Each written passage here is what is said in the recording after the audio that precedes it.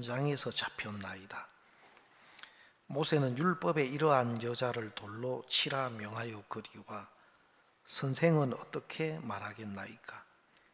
저희가 이렇게 말하면 고소할 조건을 얻고자 하여 예수를 시험함이로라. 예수께서 몸을 굽히사 손가락으로 땅에 서시니 저희가 묻기를 마지 아니하는지라.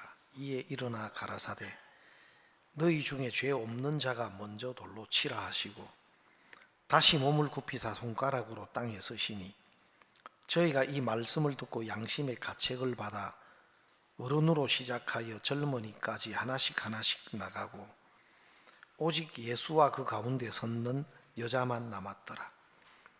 예수께서 일어나사 여자 외에 아무도 없는 것을 보시고 이르시되 여자여 너를 고소하던 그들이 어디 있느냐? 너를 중지한 자가 없느냐? 대답하되 주여 없나이다. 예수께서 가라사대 나도 너를 중지하지 아니하노니 가서 다시는 죄를 범치 말라 하시니라. 11절 말씀까지 읽었습니다. 우리가 성경 말씀을 보면 이 성경 말씀은 우리가 가지고 있는 어떤 그 관념이나 또 생각이나 우리가 육체를 입고 이 세상에 살아오면서 배운 것과는 다릅니다. 그래서 이 성경의 그 말씀 속에 담겨져 있는 하나님의 마음을 아는 것이 사실은 굉장히 중요합니다. 어떤 사람들은 이 성경 말씀이 이 시대에는 맞지가 않다 이렇게 말하는 경우들도 있어요. 제가 학교 다닐 때 어떤 선생님이 아마 교회를 다니시는 분이신 것 같아요. 뭐라고 말씀을 하시느냐면 성경에는 이런 한 마리 양을 굉장히 중요시한다. 이런 한 마리 양을 찾도록 찾는다고 했더라. 사실은 그것은 그것 자체도 납득이 잘 가지 않는 일이기도 해요. 여러분 99마리의 양을 그냥 덜에 내버려 두고 이런 한 마리 양을 찾도록 찾는다는 것은 사실은 현실적으로 우리가 사는 삶 속에서는 맞지가 않아요.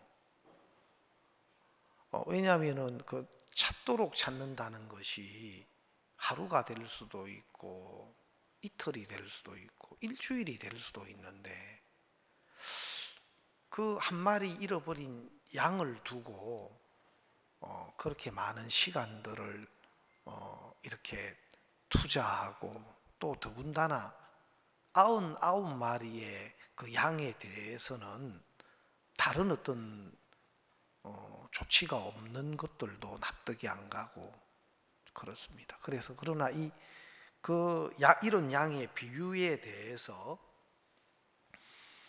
그 정확한 마음, 그 비유를 우리에게 말씀하시는 그 마음을 모르면 이 성경이 이해가 되지 않고 또 납득이 되지 않고 그럴 수 있습니다.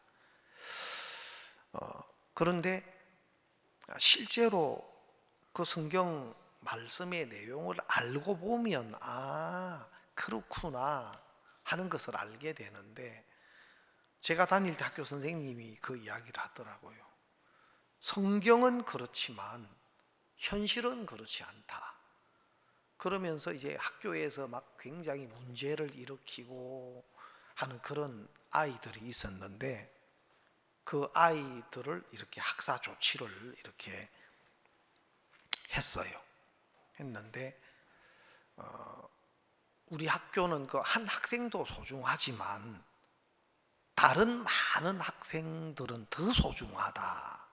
그렇게 하면서 이제 그 성경의 이야기를 이제 좀 언급을 하신 적이 있어요. 그러나 실제로 성경을 내용을 알고 보면 그런 의미가 아니에요. 그 잃어버린 양에 대한 비유 누가복음 15장에 잃어버린 드라크마의 비유가 나오고 또 잃어버린 그 아들의 비유, 탕자의 비유도 나오고 합니다. 그 잃어버려졌다가 찾은 어떤 그 기쁨, 또 즐거움, 그런 것들을 이제 우리 성경 속에서 이야기를 하고 있는데, 그러면 잃어버린 것과 잃어버려지지 않은 것의 차이점은 뭐냐?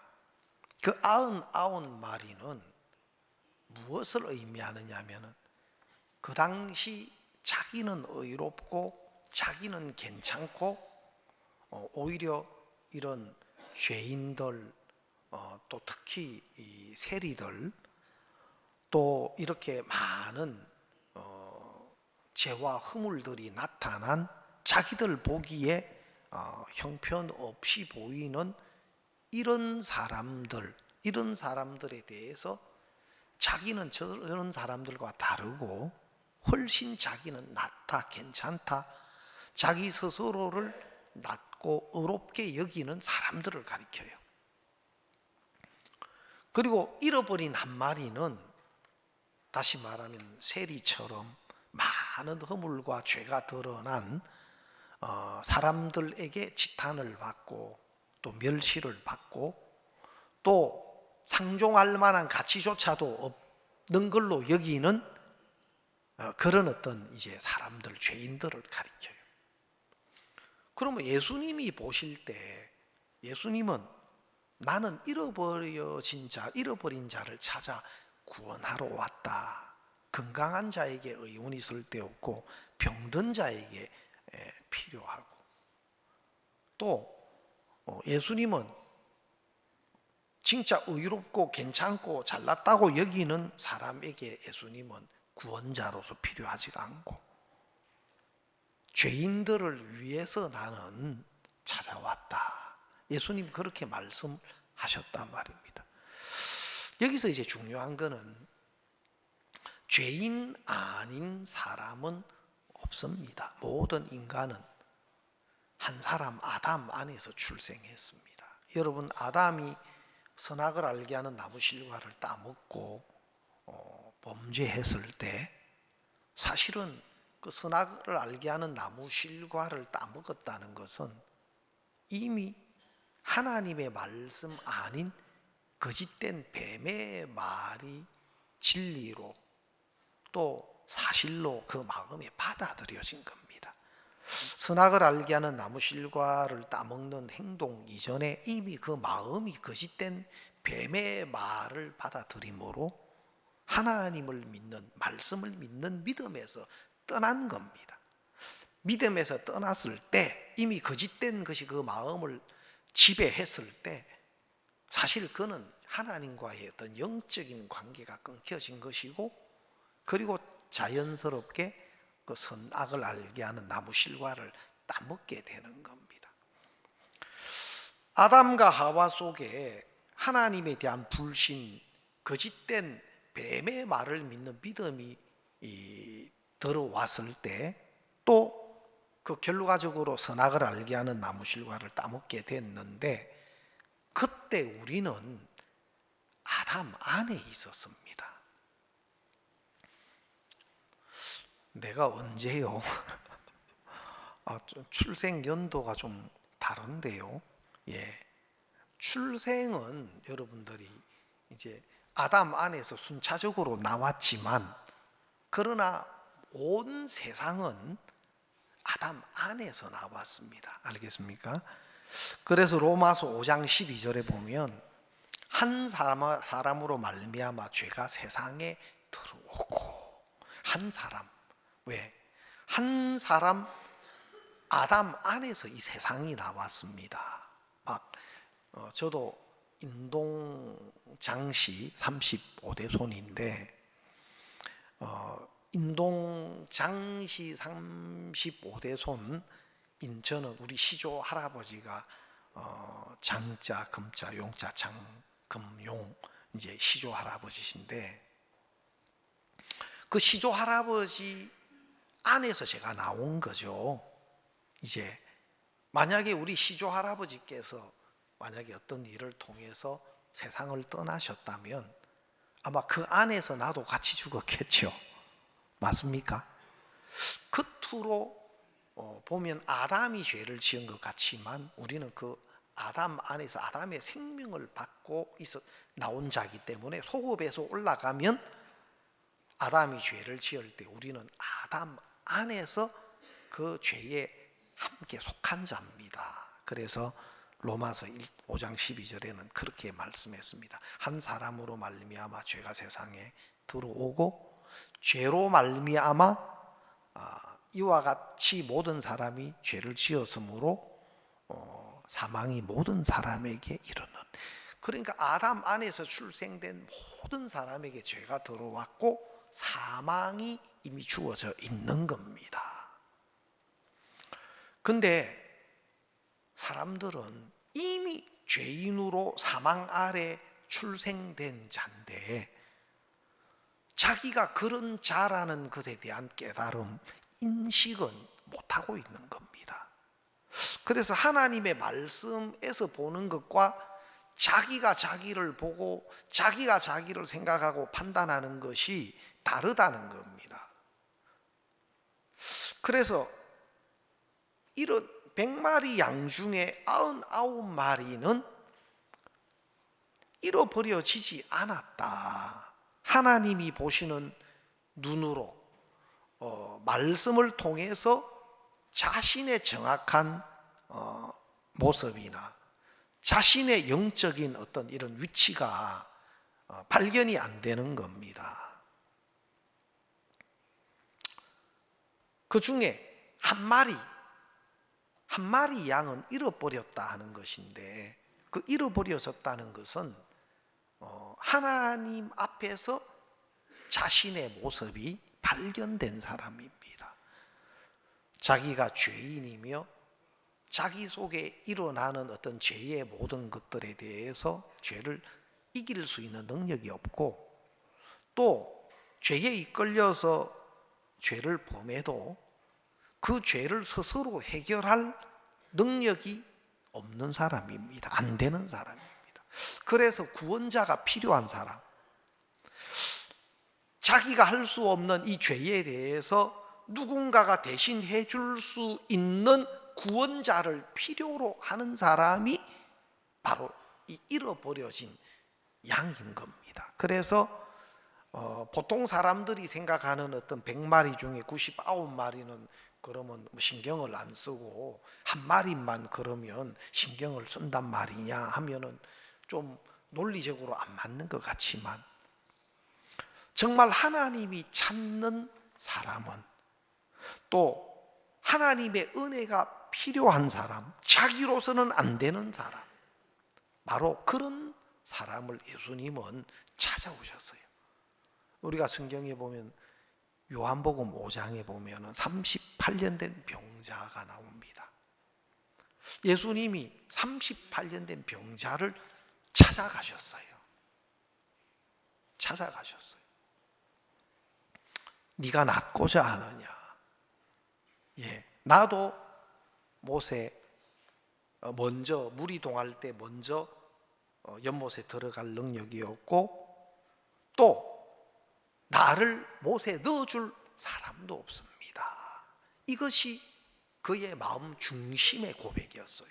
자기도 할 수 없고 또 자기를 그렇게 먼저 연못에 들어갈 수 있도록 해줄 수 있는 사람도 없는, 도움도 없는 겁니다. 이것이 38년 된 병자가 있었던 자리예요. 그런데 예수님이 그 병자를 찾아가셔서 예수님이 네 자리를 들고 일어나 걸어가라, 네 자리를 들고 일어나 걸어가라 말씀하시고, 또 38년 된 병자는 자리를 들고 일어나 걸어갑니다. 여러분, 이것이 어떻게 이런 일이 있을 수 있지? 어떻게 이런 일이 가능하지? 우리는 그렇게 생각할 수 있을지, 이게 바로 믿음의 세계입니다. 38년 된 병자에게 네 자리를 들고 일어나 걸어가라. 저는 제가 어느 날 이 말씀을 내가 듣는데 너무 제가 감사했어요. 야, 세상에 어느 누가 38년 된 병자에게 네 자리를 들고 일어나 걸어가라. 세상에 어느 누구도 38년 된 병자에게 그렇게 말할 수 있는 사람은 누구도 없었습니다. 여러분, 저에게도 그렇습니다. 저도 마찬가지입니다. 저는 38년 된 병자와 같은 사람이었어요. 정말 내가 있는 자리에서 내가 일어나 보려고 애를 많이 썼습니다. 좀 하나님의 말씀대로 좀 살아보고 싶었고, 저는 종교적으로 굉장히 좀 적극적이고 진짜 열심을 가졌어요. 진짜 하나님 말씀대로 살아보려고 했어요. 근데 그렇게 하면 할수록 더 내게는 큰 고통이 왔어요. 하면 할수록 더 처절하게 실패를 맛봤어요. 그래서 왜 안 됩니까? 왜 하나님 말씀대로 사라지지가 않습니까?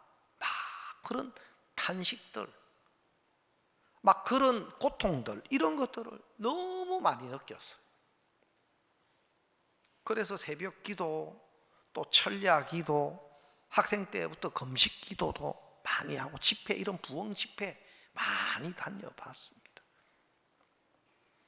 정말 내가 하나님의 말씀대로 살지 못하는 부분들, 안 사라지는 부분들, 이런 것에 대한 어떤 갈등과 고통과 번민을 많이 느꼈습니다. 저는 그렇게 살다 보니까 저를 아는 사람들은 굉장히 저를 좋게 평가해 줬어요. 그렇다고 해서 제가 하나님의 말씀대로 살거나 또 다 지키거나, 그거는 말도 안 되는 소리죠. 그러나 내가 하나님의 말씀대로 신앙의 삶을 살아보려고 노력하는 그런 것들이 보이는 거예요, 사람들에게. 그리고 그렇게 내가 막 하나님의 말씀대로 신앙을 해보려고 애쓰고 사는 그 삶 자체가 다른 사람들보다는 훨씬 더 경건하게 보이고 신앙생활을 잘하는 것으로 또 보이는 거예요. 그러니까 주위 많은 사람들은 굉장히 신앙생활을 저렇게 해야 된다, 그렇게 인정도 받고 칭찬도 많이. 그건 교회뿐만 아니었어요. 교회뿐만 아니고 집에서도 그랬어요. 집에서도 저를 아는 모든 대부분의 분들은 다 저를 굉장히 모범적으로 생각하고 그렇게 했어요. 또 내가 직장생활하고 신학교를 다니면서도 주위 많은 사람들은 저를 그렇게 봐. 그러나 제 마음 안에는 많은 번민이 있었고 해결되지 않는 갈등이 있었고 고민이 있었어요. 그런데 어느 날 하나님의 말씀이 저에게 와서 네 자리를 들고 일어나 걸어가라 하는데, 38년 된 병자가 그대로 자리를 들고 일어나 걸어가는 겁니다. 하나님이 꼭 나에게 구원을 받고 난 뒤에 성경 말씀 하나하나가 바로 이게 내 감정이구나, 이게 내 모습이구나. 세상 어느 누구도 저를 나라는 형편에서, 나라는 조건에서 일으켜 세운 사람이 없었어요. 내 허물과 연약함 속에 그냥 매여 있고 붙잡혀 사는 나를 거기에서 일어나게 하고 걸어갈 수 있게 한 사람이 없었어요. 정말 하나님의 말씀은 이 세상 어느 누구도 나에게 해줄 수 없는 말씀이었어요. 38년 된 병자에게 예수님이 하신 것처럼. 누가 38년 된 병자에게 그 말을 해줄 수 있어요? 그런데 예수님은 그 병자에게 네 자리를 두고 일어나 걸어가라 말씀하셨고, 38년 된 병자는 그대로 자리를 들고 일어나 걸어가더라고요. 그대로 자리를 들고 일어나 걸어가더라고요. 여러분, 세상 어느 누구도 나에게 해줄 수 없는 말씀을 하나님이 저에게 하셨어요. 어느 날, 너 의롭다, 너 깨끗하다, 너 영원히 온전하다. 내가 나를 알고 내가 나를 보는 동안에 한 번도 생각해 보지 못했던 이야기였습니다. 여러분, 제가 거듭나기 전에, 구원받기 전에 신앙생활을 해왔고, 또 신학교 다닐 때도 그 이신덕이다, 믿음으로 의롭다함을 얻는다, 이런 이야기를 신학교에서도 많이 해요. 근데 제가 그 이야기를 했는데 그 당시는 어떻게 이야기했냐면은, 죄는 있지만, 왜? 죄를 지었으니까 죄는 있지만 예수를 믿으니까 하나님이 의롭게 봐주신다, 이렇게 이야기를 했어요. 물어보면 죄야 있죠. 물어보면 죄야 있죠. 어떻게 죄가 없을 수 있습니까? 육신을 입고 사는 사람이 죄야 있죠. 그러나 예수님을 믿으니까 하나님이 의롭게 봐주십니다. 하나님은 의롭게 봐주십니다. 그래서 의롭다 칭해 주신다. 그래서 그 칭이라고도 신학교에서는 많이 가르칩니다. 죄인이지만 의롭게 봐주신다. 여러분, 이것은 올바른 믿음의 세계가 아닙니다. 알고 보면 정확한 믿음을 모르는 사람이 성경의 내용을 가지고 그렇게 적당하게 합리화시키고 만들어낸 교리입니다. 여러분, 제가 거듭나기 전과 거듭난 이후가 무엇가 달라졌냐면, 죄는 있지만 의롭게 봐주시는 것이 아니고, 하나님이 의롭다 하셨을 때 우리가 의롭기 때문에 의롭다고 하시는 겁니다. 하나님이 거룩하다 하실 때 우리가 거룩하지 않은데 하나님이 거룩하게 봐주시는 것이 아니고, 거룩하게 칭해 주시는 것이 아니고, 하나님이 거룩하다 하셨을 때 거룩하기 때문에 거룩하다 말씀하시는 겁니다. 왜? 거룩하지 않는 우리를 거룩하다 하시면 그것은 하나님이 거짓되는 것입니다. 의롭지 않은 우리를 의롭다 하시는 것은 그것은 하나님이 불법을 행하시는 겁니다. 그럼 어째서 우리는 많은 죄를 지었고 많은 허물을 범한 사람이고, 삶 속에서도 여전히 허물과 연약함 투성인 우리를 하나님이 어떻게 의롭다 하실 수 있고 어떻게 거룩하다 하실 수 있느냐? 바로 하나님이 예수님을 통해서 우리의 모든 죄값을 치루시고 우리 죄를 흰 눈처럼 양털처럼 깨끗이 우리 죄를 씻으시고 죄가 없도록 해 놓으시고, 이 죄가 씻어졌어. 예수님을 통해서, 십자가의 대속을 통해서 죄인된 우리를 의롭게 만들어 놓으시고, 너 의로워, 너 거룩해, 너 온전해, 하나님 그렇게 말씀하시는 겁니다. 예수님을 통해서 죄인된 우리를 그렇게 깨끗하게 의롭게 온전케 해 놓으시고, 하나님은 재판장으로 너 의로워, 너 깨끗해, 너 온전해, 그렇게 말하는 겁니다.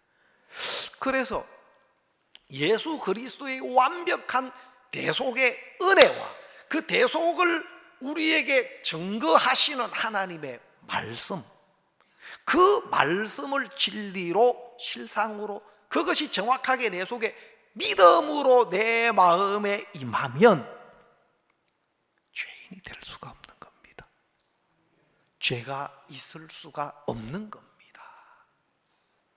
그런데 어떤 사람들은 이런 이야기를 이론적으로 성경의 어떤 지식들을 이론적으로 말하는 사람들은 자꾸 형편적인 것들을 가지고 또 이제 이유를 달아요. 아니 우리가 계속 또 죄를 짓고 있잖아. 죄를 짓는데 어떻게 죄인이 아니야. 죄를 짓고 있는데 어떻게 죄가 없을 수 있어.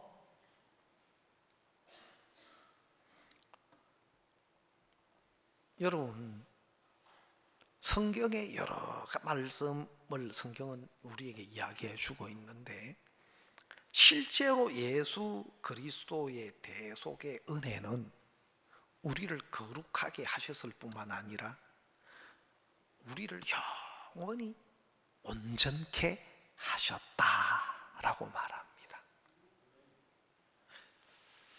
마치 우리가 비행기 안에 있으면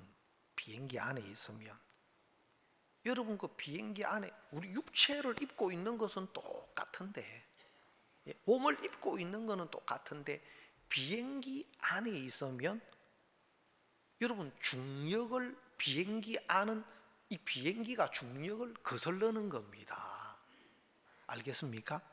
중력의 제한을 안 받는 겁니다. 비행기 안에 있으면. 그래서 비행기가 날아가지고 높은 산도 이 비행기가 뛰어넘게 만들고 넓은 바다도 전혀 문제가 되지 않도록 여러분 비행기 안에 있으면 중력도 거슬릴 수 있게 되는 것이고 또 비행기 안에 있으면 여러분 굉장히 기온이 낮아져요. 비행기 아주 고도로 높이 올라가면 이제 기압이 엄청 낮아질 뿐만 아니고 또 그 위에는 산소도 적거든요. 그래서 비행기 안에 이제 산소가 공급이 돼요. 그래서 그냥 저절로 되는 게 아니고 비행기 안에서 산소를 다 공급을 해줘요. 또 그 기압이 굉장히 낮아지는 그것들도 다 비행기 안에서 조정을 다 해줘요. 알겠습니까? 또 바깥은 막 굉장히 온도가 기온이 낮은데 그 안은 또 온도를 또 조정을 다 해줘요. 그러니까 그런 모든 조건들을 비행기 안에 있는 것으로 다 이기게 되는 거예요. 제가 지난 시간에 그 로마서 11장 예수 그리스도께로 접붙임, 예수 그리스도에게로의 접붙임 하는 주제로 그 지난 주일 말씀을 좀 전했는데요. 여러분 이 접붙임도 참 희한해요. 돌 감람나무에서 찍혀 참감람나무에게 접붙임을 얻었은즉 이게 찍히고 접붙임 되는 그것이 본인이 내가 주체가 아니에요. 찍힘을 받고 접붙임을 얻었은즉 이게 누군가가 대신 해주는 거란 말이에요. 나로 말미암아 되는 게 아니에요.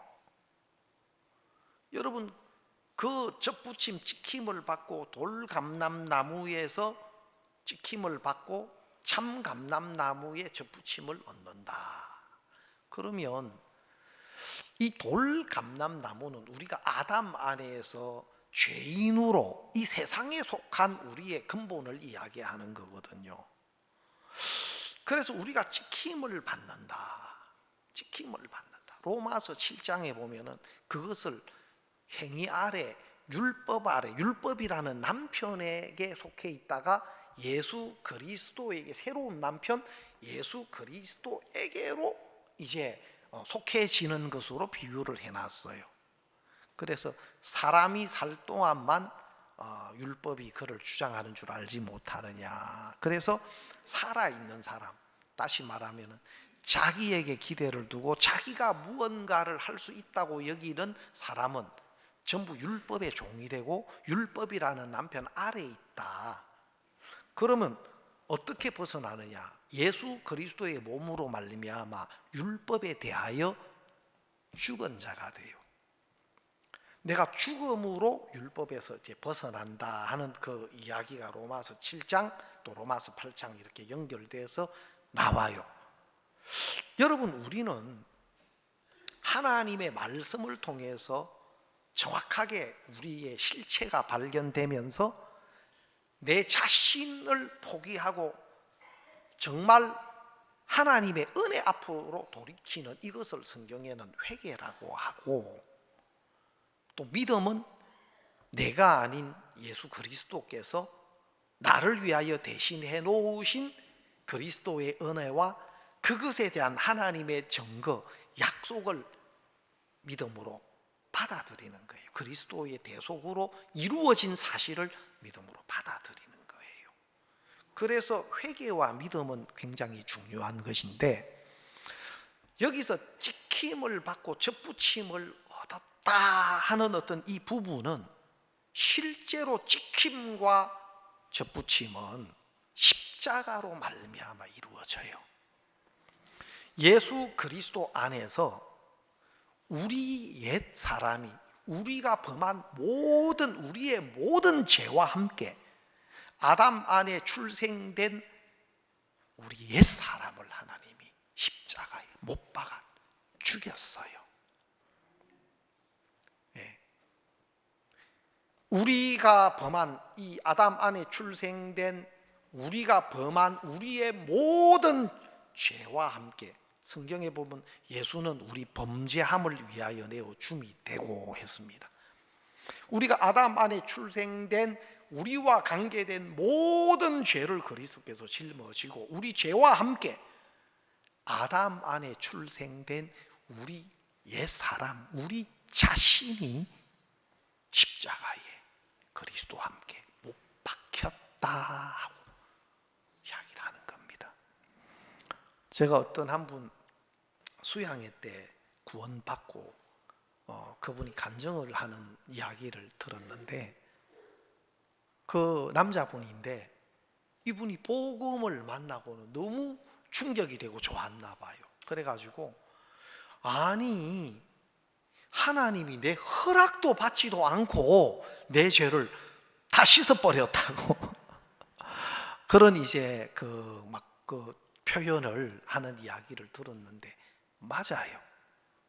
알겠습니까? 뭐 좀 죄송합니다. 여러분한테 일일이 허락을 안 묻고 하셔서 뭐 기분 나쁘신지 모르겠는데, 정말 하나님이 우리의 죄만 아니라 사실은 아담 안에 출생된 우리를 그리스도와 함께 십자가에 못 박으셨습니다. 그래서 사도 바울이 내가 그리스도와 함께 십자가에 못 박혔나니 그런즉 이제는 내가 산 것이 아니요 내 안에 그리스도께서 사신 것이다. 이제 내가 육체 가운데 사는 것은 나를 사랑하사 나를 위하여 자기 몸을 버리신 하나님의 아들을 믿는 믿음 안에서 사는 것이다. 내가 육체를 입고 살지만 내가 사는 것이 아니다. 내 안에 그리스도가 사시고 또 나를 위하여 자기 몸을 버리신 하나님의 아들을 믿는 믿음 안에서 사는 것이다. 여러분, 실제로 우리 죄를 사함받은 것도 사실이지만 십자가의 대속으로 우리 죄가 영원히 속죄되고 우리 죄가 영원히 씻어진 것도 사실이지만, 더 근본적으로는 아담 안에 죄인으로 출생된 나, 옛사람, 죄의 종된 우리 옛사람, 나를 그리스도와 함께 십자가에 못 박아서 죽였다, 심판했다 그랬습니다. 어떤 사람은 자기가 죽은 사실을 자꾸 느끼려고 하고, 또 어떤 분들은 또 그것도 자기가 죽어보려고 하는 사람들도 가끔 있는데, 그럴 필요가 없습니다. 하나님이 해놓으신 사실을 정확하게 모르면 인간인 자기가 그것을 대신하려고 하게 되는 겁니다. 신앙의 세계는 우리가 하는 게 아닙니다. 신앙은 믿음의 세계고, 믿음이라는 것은 내가 안 되기 때문에, 내가 할 수 없기 때문에 하나님이 대신해 주시는 것이고, 하나님이 대신해 주신 것을 우리는 믿음으로 선물로 받아들이는 겁니다. 그래서 아담 안에 출생된 우리 옛 사람을 그리스도와 함께 심판해서 죽였습니다. 그리고 그리스도와 함께 십자가에 죽었을 뿐만 아니라 장사되시고 3일 만에 부활하실 때 그 그리스도 안에서 우리를 새로운 피조물로, 새 생명으로 우리를 살리셨다, 그렇게 이야기하고 있습니다. 성경은 그리스도와 함께 우리를 일으켰고, 그리스도와 함께 우리를 하나님 안에 우리의 생명이 이제는 감추어져 있다. 그래서 우리가 죄 사함을 받았을 때 단순히 그냥 우리 죄가 씻어졌다 하는 어떤 의미만이 아니라, 우리는 아담 안에 출생된 우리 자신이 끝났고, 이제는 그리스도 안에서 하나님으로 말미암은 하나님의 새로운 생명과 하나님의 의와 하나님의 거룩함을 얻은, 하나님의 생명을 받은 하나님의 자녀로서의 새로운 삶이 시작되는 겁니다. 다만 우리가 육체를 그대로 입고 있으니까 구원받기 전이나 내가 뭐 구원받는다고 인물이 확 달라지는 것도 아니고, 예? 막 구원받는다고 막 키가 확 커지거나 막 눈 색깔이 컬러가 변하거나 눈빛은 좀 달라져요. 알겠습니까? 옛날에는 막 도끼가 막 많았다가, 예? 제가 가끔 우리 장년 형제님들 간증을 이래 들어보면, 야, 옛날에 저분이 그랬었나? 옛날에 이야기를 들어보면, 야, 전혀 그래 안 보이는데 그랬었나? 그러니까 지금 우리 앉아 계신 형제 자매님들의 모습은 이게 왕년의 모습이 아니에요. 엄청 순화되고 알겠습니까? 예? 또 옛날 가락 한 번씩 나오긴 하지만 여러분 진짜 그래요. 근데 우리가 예수님의 십자가의 죽음과 부활이 실제로 보면은 우리 옛 사람에 대한 심판이고, 또 가지가 꺾여한 것, 세상에 속한, 육신에 속한, 또 아담 안에 속한 우리를 하나님은 끝내고, 이제는 하나님에 대하여 산 자로, 알겠습니까? 죄에 대하여는 죽은 자요, 이제는 의에 대하여, 하나님에 대하여 산 자로 우리 삶이 시작되는 겁니다. 거듭난 그리스도인들은. 그래서 하나님의 의에 대해서, 또 하나님의 생명을 가진 자녀로서 하나님에 대하여 우리는 산 자가 된 겁니다. 예수 그리스도의 대속으로 하나님의 의와 거룩함과 영원한 온전함을 얻고 생명을 얻은 하나님의 자녀는 이제 하나님과의 관계에서 어떤 것도 우리를 갈라놓을 수는 없습니다. 우리가 실수할 수도 있고, 연약함이, 육체의 연약함이 나타날 수도 있습니다. 때때로는 육의 기질, 강한 기질들이 또 표출될 때도 있습니다. 그러나 하나님의 생명이 변함이 없습니다. 그것이 하나님과의 자녀의 관계를 훼손시킬 수는 전혀 없는 겁니다. 어떤 사람은 이런 이야기를 해요.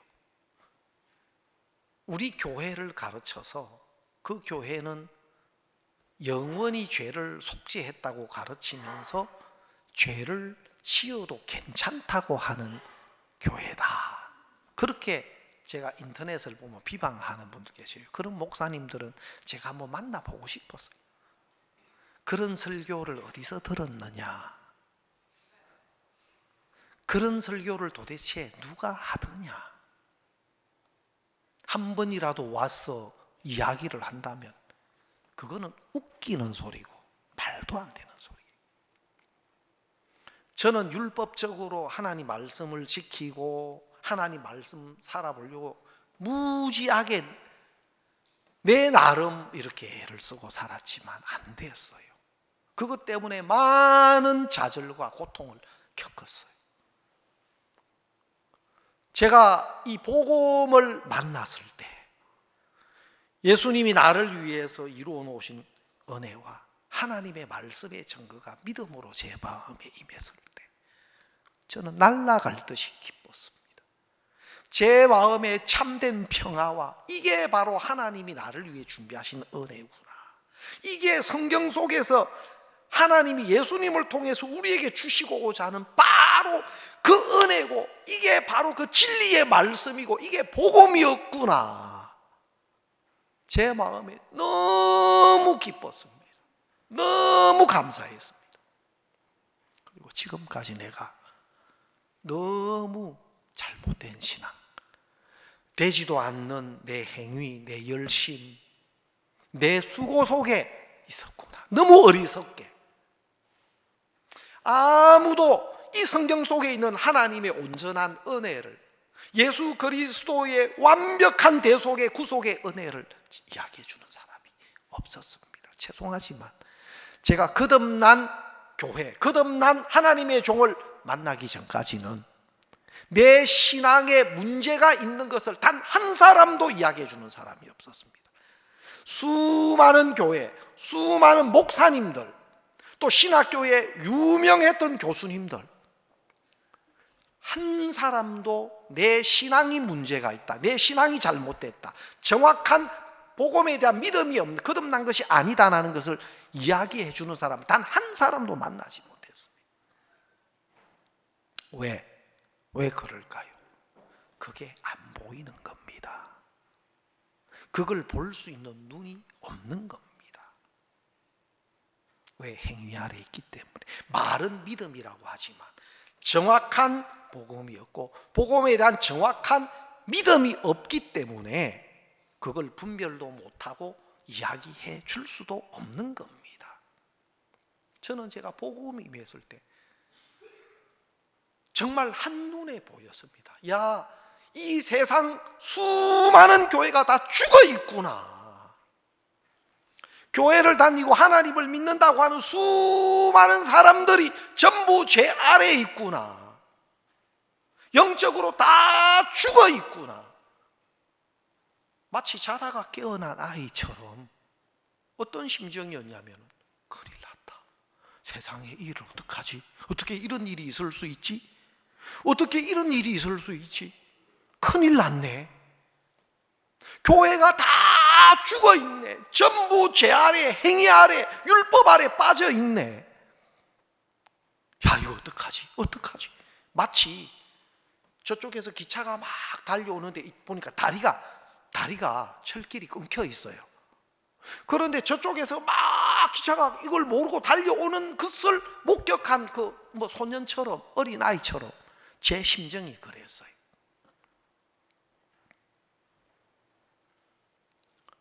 제가 복음을 만났을 때 너무 좋았습니다. 닥치는 대로 이거 이야기하면 누가 믿지 않겠나? 예수님이 해놓으신 이 완벽한 의와 거룩함과 구속의 은혜를 이야기하면 누가 믿지 않겠나? 닥치는 대로 복음을 전했어요. 이 말씀을 듣고 구원을 받고 저처럼 기뻐하고 감사해하고 막 그러는 분들도 있었지만 전혀 의외로 멀뚱멀뚱 이야기를 해줘도 이 말이 이해가 안 되고 또 전혀 반응이 없고 이런 분들도 많이 봤어요. 저는 이거 이야기해주면 다 진짜 그렇네. 야, 이게 진짜 하나님 은혜네. 야, 하나님 대신 다 해주신 것이네. 은혜가 바로 이런 것이구나. 저는 그럴 거라고 생각했어요. 왜? 저는 이 복음을 만났을 때 그랬으니까. 저는 제가 복음을 딱 들었을 때 진짜 마음에서 손뼉이, 이것은 나를 정확하게 아시는 하나님만이 준비하실 수 있는 은혜야. 나를 아시는 하나님만이 준비할 수 있는 은혜야. 이게 바로 하나님의 방법이야. 나는 이런 은혜가 아니면 안 되는 사람이야. 그게 저는 바로 느껴졌어요. 바로 내가 찾던, 성경에서 진짜 찾던 바로 그 진리고, 이게 바로 내가 그렇게 갈급했던 하나님의 은혜가 이거였구나. 왜? 제가 교회를 다니고 진짜 새벽기도, 철야기도, 금식기도 그렇게 빠둥거리면서 하나님을 찾고 진리를 찾고 했는데도 내 마음에 뭔가 분명한 것이 없었어요. 갈급해서. 초대교회 그리스도인 보면 수많은 핍박을 받고, 심지어는 막 그 로마의 그 카타콤의 순교자들 목숨을 걸고 그렇게 신앙을 했고, 또 그들이 뭐 짐승에 뜯겨서, 또 아니면 끓는 그 기름 가마에, 아니면은 나무에 그 불태워져서, 그러면서 그들은 찬송을 부르면서 하나님 앞에 섰어요. 그들 속에 무언가 분명한 것이 있다는 것을 저는 느낄 수가 있었어요. 그리고 이 성경 속에 그들이 가졌던 뭔가 분명한 믿음이 있다는 걸 느꼈는데 나는 아니에요. 그것을 두고 엄청 고민하고 갈등하고 찾고 했는데 어느 날 정말 예수님이 저를 찾아오셨어요.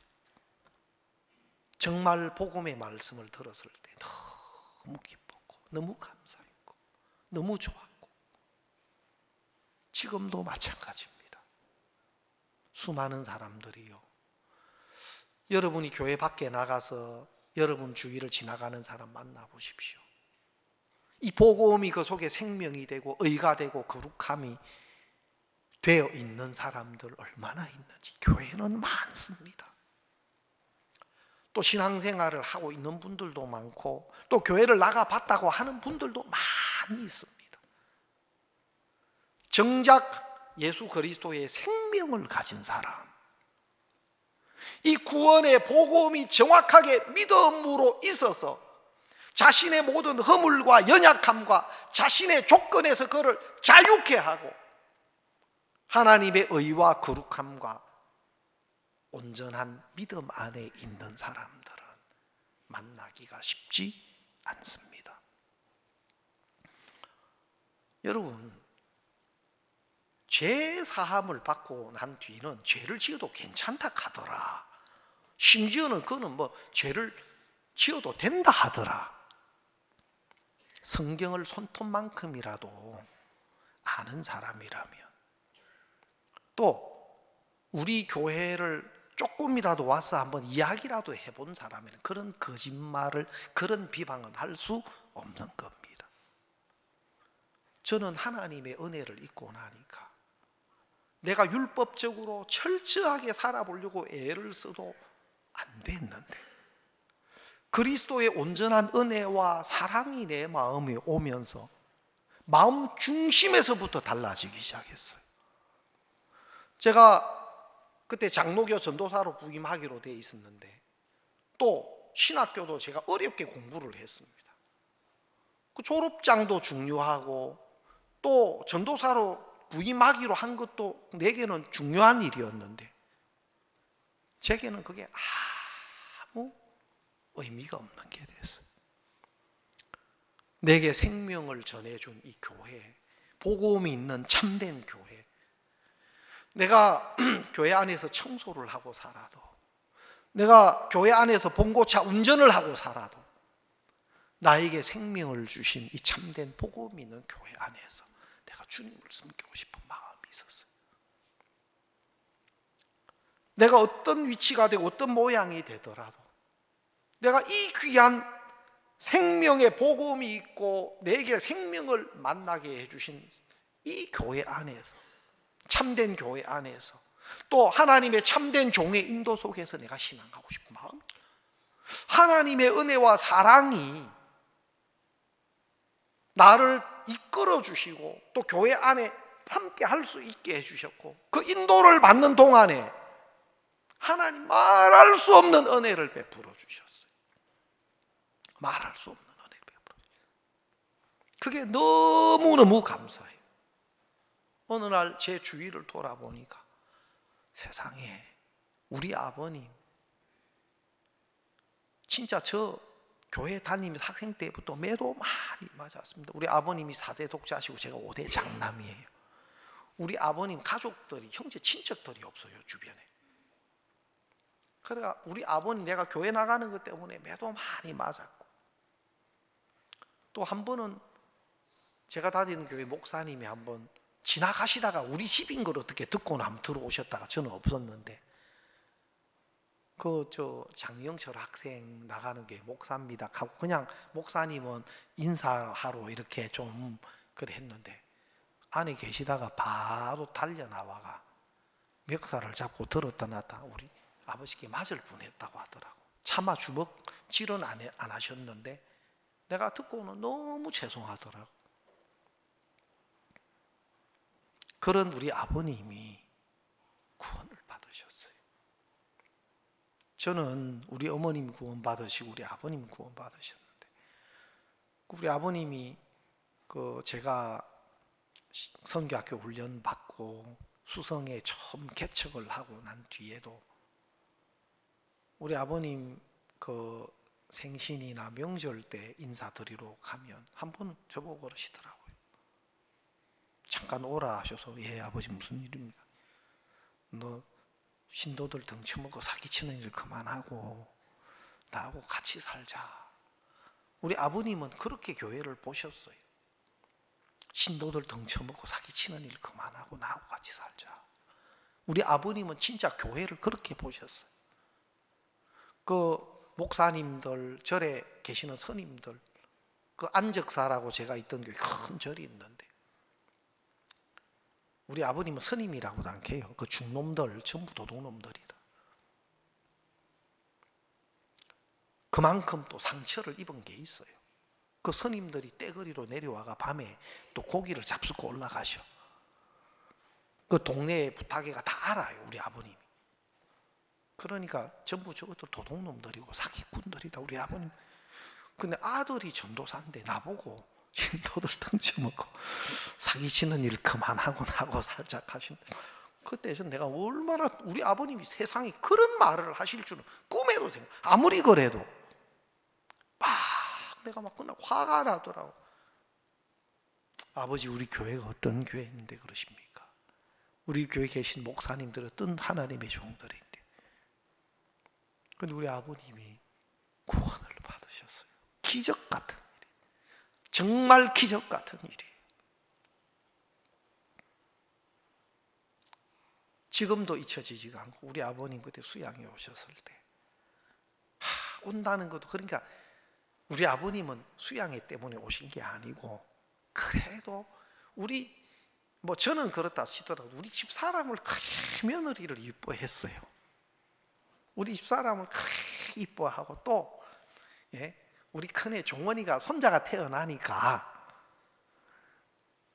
오신 거예요, 같이 우리 어머니랑. 우리 어머님은 먼저 구원 받으셨는데, 우리 아버님 오신다 내가 너무 고맙고 감사하고, 막 우리 아버님 계실 수 있는 텐트를 솔밭에서 수양해야 할 때인데, 영동 솔밭에 아주 너무 감사해. 그리고 막 또 온다는 연락이 와가 내가 뛰어나가가 우리 아버님 수양이 가방 탁 받았는데 묵지가 하더라고. 그래, 이상하다. 우리 아버님 텐트를 나중에 한번 살짝 봤어요. 그러니까 제일 밑에 진로 소주가 가방에 쫙 깔려 있고, 그 다음에 아버님 옷까지 몇 가지 옷은 몇 개 없어요. 남방샤스하고 속옷하고 좀 몇 개 있고, 그 위에 제일 위에는 담배가 쫙 깔려 있는. 그리고 우리 아버님 수양의 가방이에요, 그게. 그때 비가 왔는데 제가 한 번씩 또 점심 식사 추라이, 그때 식사인데 타다 드리기도 하고, 제가 되게 바쁠 때는 그냥 또 못 갖다 드리고 했는데, 또 한쪽에 막 비가 오는데 그 천막 밑에서 막 피해가 앉으셔서 식사를 하고 계신데, 또 죄송하기도 하고 어떻게 한편으로는 고맙기도 하고, 그의 노인 복음반에 딱 사진이 시켰는데 우리 아버님이 뒤쪽에 앉아서 이래 들으신, 너무 기뻐서 제가 그 기쁜 소식지에 나온 사진을 오려가지고 앨범에 내가 딱 붙여놨어요. 그리고 수양이 갔다 오셔가지고 내 막내 여동생이 있는데, 그때 고등학생이었는데, 우리 아버님이 희야, 아버지 구원받았다. 그 말 자체도, 구원이라는 말 자체도 사실은 교회 안 가본 분들은 쓰기 힘들잖아요. 구원받았다. 너 내일 나하고 교회 가자. 우리 어머님이 옆에서 그 소리를 듣고 우리 어머님이 놀랐어요. 가장 우리 아버님 잘 아시는 분 아닙니까? 세상에 어떤 이런 일. 그리고 그 다음날 교회 가셨어요. 그때 반송에는 교회가 없었는데 반송에는 교회가 없었는데 해운대에 교회가 있었어요. 그래서 해운대 그 교회까지 버스를 타고 가셨어요.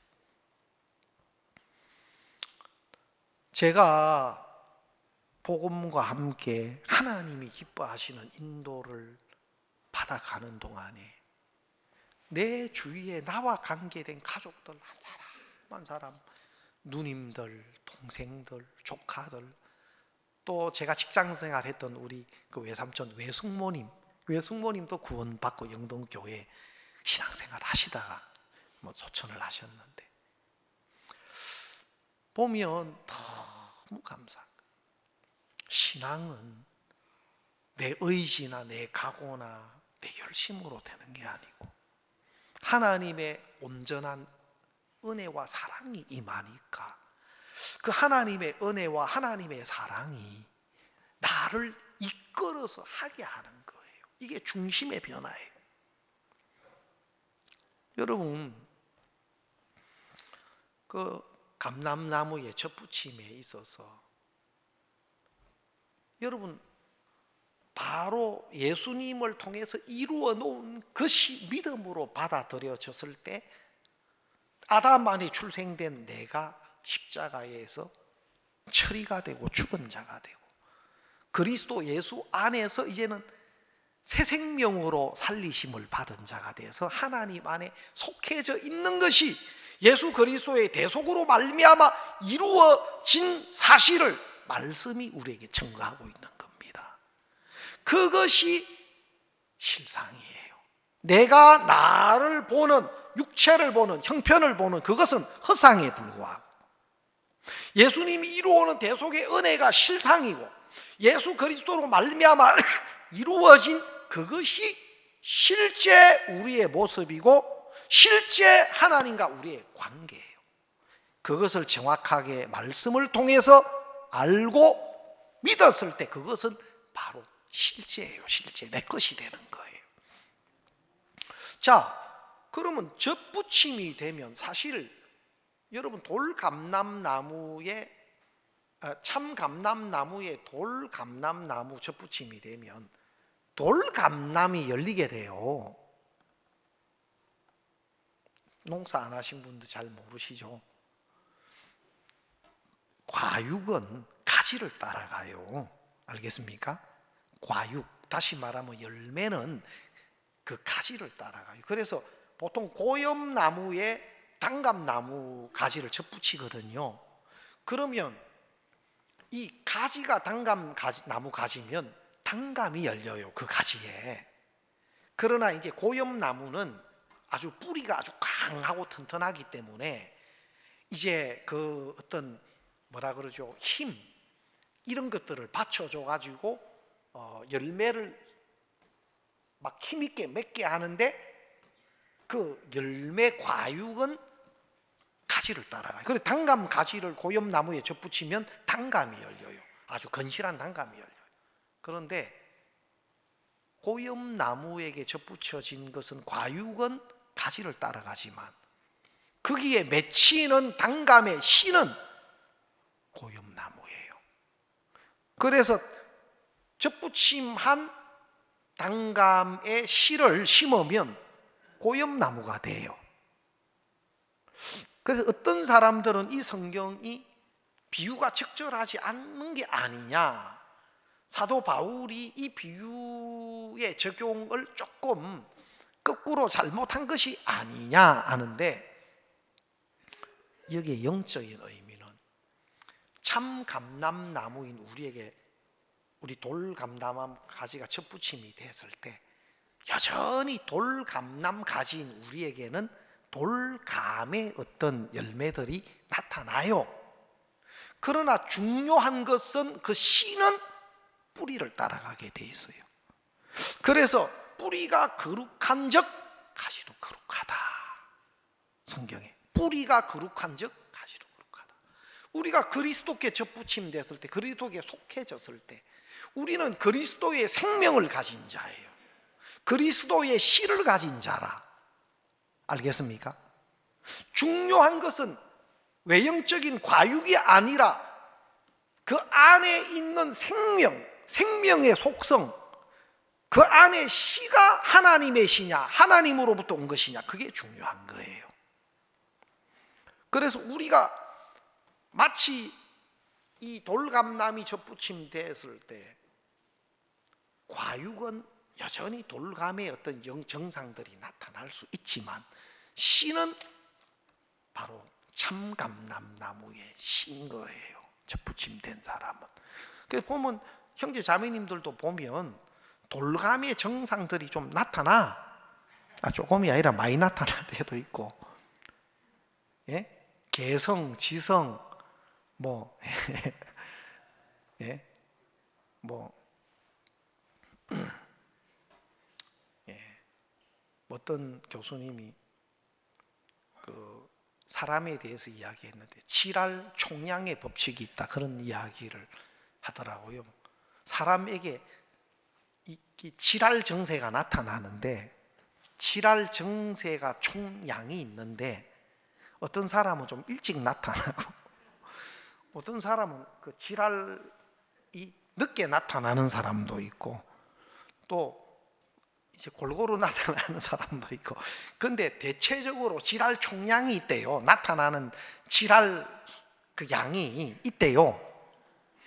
그래서 평소에 좋은 사람들은 늦지막에 칠할 정세가 가닥에 나타날 수도 있고 뭐 그렇다 하는데, 구원받고 우리가 그리스도 안에 속해져도 육체를 입고 세상적인 어떤 많은 습관과 간섭들이 빼여 있어서 우리 속에 그런 것들이 나타날 수 있어요.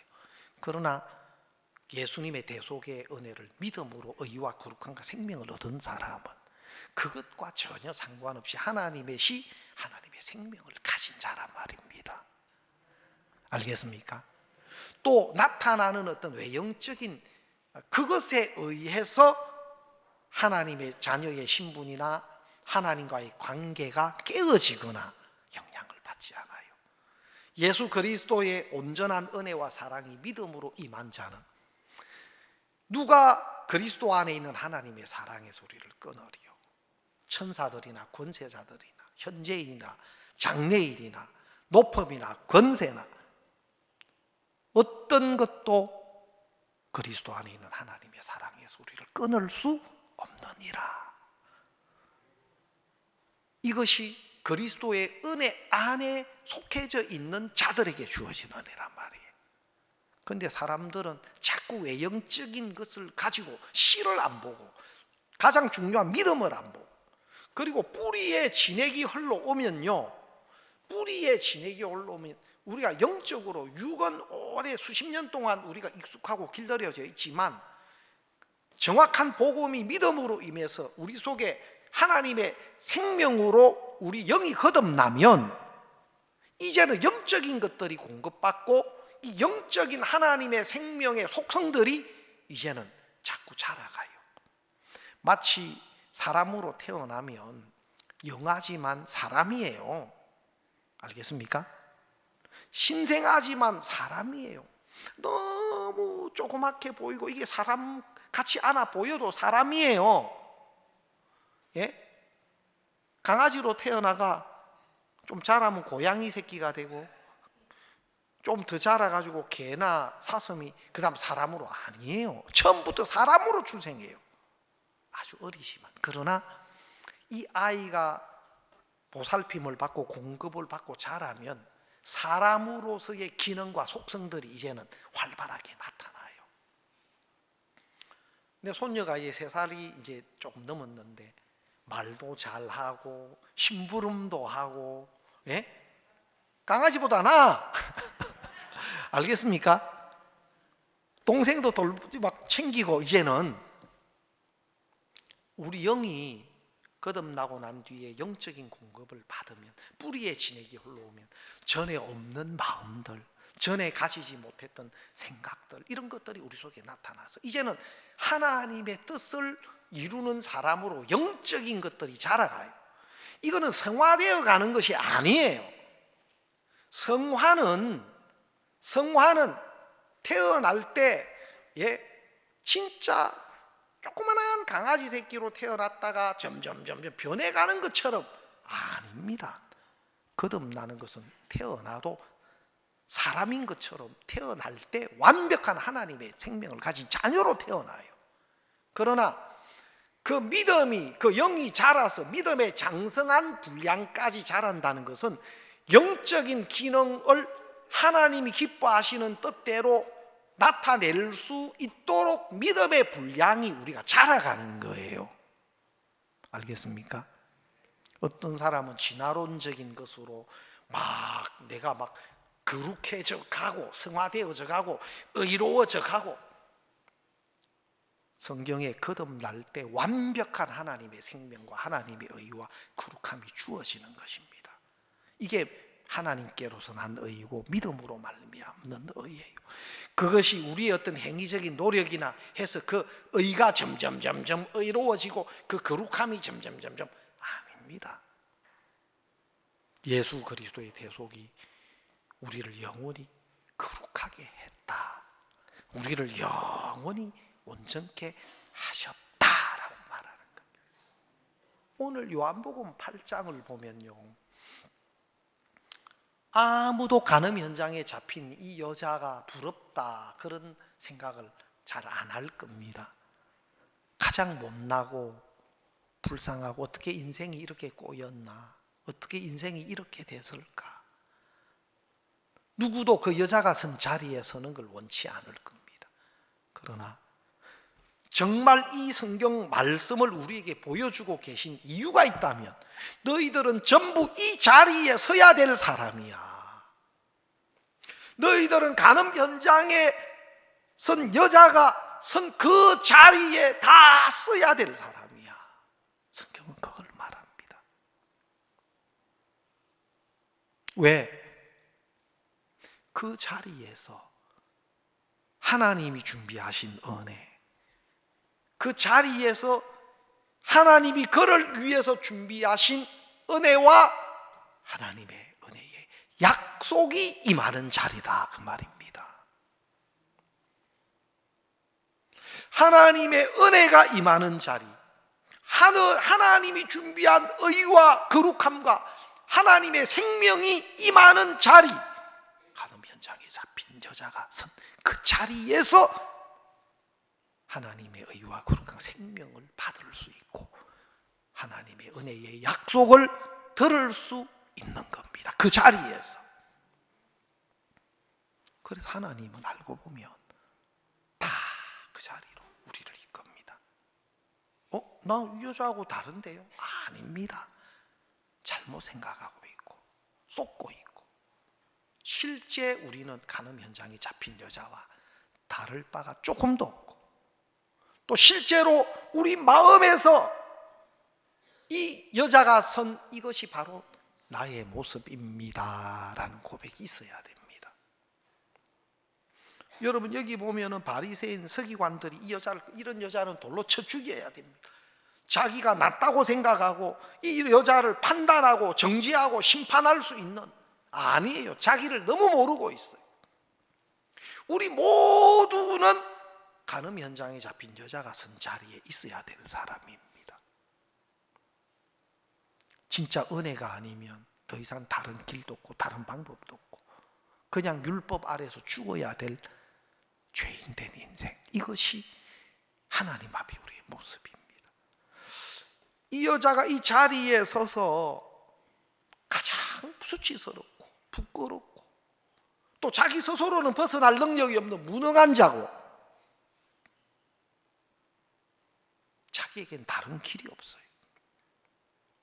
근데 이 여자에게 예수님이 오셔서 이 여자를 정죄하고 돌로 치려고 하는 그 모든 걸 다 떨어뜨려 주시고 마지막으로 이 여자에게 예수님이 무슨 말씀을 하십니까? 여자야, 너를 정죄하는 자들이 없느냐? 너를 정죄하는 자가 없느냐? 이 여자가 죽음 앞에 있다가 얼굴도 들지 못하다가 돌을 들고 치려고 하는 수많은 사람들 속에 있다가 예수님이 너를 정죄하는 자가 없느냐? 그래서 한번 고개를 들어봤는데 아무도, 자기를 향해 던지려고 했던 돌들은 땅바닥에 다 떨어져 있고 그렇게 자기를 비웃고 죽이라고 돌로 쳐야 된다고 했던 수많은 자기를 정죄했던 대적자들은 다 떠나가고 아무도 없어요. 꼭 예수님이 저에게 묻는 것 같더라고요. 영철아, 너를 정죄하는 자가 없느냐? 내가 내 주위를 아무리 돌아봐도, 사방을 돌아봐도 어떤 것도 나를 정죄할 수 없도록 해놓으셨더라고. 어떤 것도, 율법도, 왜? 예수님이 율법이 요구하는 죄의 값을 이루셨기 때문에, 율법의 요구를 이루셨기 때문에 율법도 나를 정죄할 수 없고 어떤 무엇도 나를 정죄할 수 없도록 다 해놓으시고 어떤 무엇도 나를 정죄할 수 없네요. 가늠 현장에 잡힌 여자 없나이다. 나도 너를 정죄하지 아니하노니. 세상에 예수님도 정죄하지 않는다고 하시네. 예수님도 정죄하지 않는다. 왜요? 이 여자를 만났을 때 이미 예수님은 세상 죄를 다 짊어지셨어요. 요한복음 1장에 세례 요한의 세례를 통해서 예수님은 1장 29절에 보라, 세상 죄를 지고 가는 하나님의 어린 양이로다. 예수님이 세상 죄를 다 짊어지고 십자가로 중풍병자를 만나 소자야, 네 죄의 사함을 얻었느니라. 중풍병자에게 네 죄 내가 다 짊어져서 세상 죄 안에 네 죄 들어있어. 내가 십자가로 가, 너 재산 받았어. 그 말씀 그대로 받아들이니까 중풍병자가 구원을 얻는 거예요. 가는 현장에서 잡혀온 여자인데 네 죄, 그 죄도 내가 짊어졌어. 내가 담당했어. 너 정죄함이 없어. 이 간음 현장에 잡힌 여자가 그대로 예수님의 말씀을 아멘 받아들이는, 진짜 정죄함이 없도록 해놓고 예수님은 정죄함이 없다.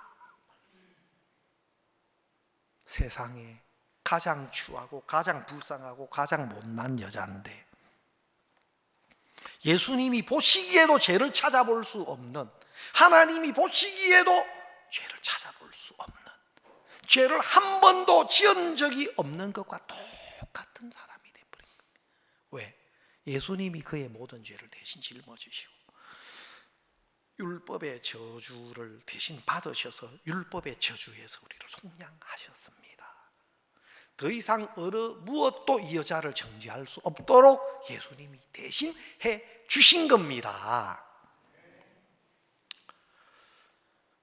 여러분, 이것이 간음 현장에 잡힌 여자의 일이 아니고 하나님 나에게 하신 거예요. 얼마나 기쁜지, 얼마나 감사한지. 정말 성경 속에 나타난 하나님의 마음 하나하나를 알고 나면 야, 진짜 우리를 아시는 하나님이 준비하신 은혜다. 하나님만이 하실 수 있는 말씀이다. 여러분, 실제로 이런 우리가 만난 이 복음 모르는 분들 너무 많습니다. 우리는 복음 안에서, 교회 안에서 이 은혜를 입고 우리가 신앙생활을 하고 또 복음과 영적인 이런 영에 속한 이런 많은 말씀들을 나누고 있지만, 이 복음을 몰라서 자기 행위 속에, 자기 율법 속에, 자기 열심 속에, 말도 안 되는 짜집기한 교리 속에 수많은 사람이 매여서 고통하는 사람 많습니다. 심지어는 이런 참된 복음을 전하는 교회, 온갖 거짓된 말로, 정말 말도 안 되는 거짓된 것들로 이 교회를 비방하고, 그런 것들이 제일 앞서는 자들이 목회자들입니다. 그분들도 복음을 모르고 죄 속에 있고 행위 속에 있고, 믿음을 말하고 은혜를 말하지만 그리스도의 은혜가 없어요. 그러면서 알아보지도 않고 온갖 거짓으로 비방하는 일을 하는 분들이 그런 분들입니다. 진짜 생명의 복음을 가진 우리, 더 많은 사람들에게 우리가 복음을 나타내고, 사랑하는 우리 가족들, 이웃들, 우리가 복음 안에 익숙하지 밖에 나가보면 다 죽어 있습니다. 정말 우리가 더 주저하지 말고 복음으로 생명을 얻는 일에 우리가 함께 은혜를 입었으면 좋겠습니다. 오늘 말씀 여기까지 드리겠습니다.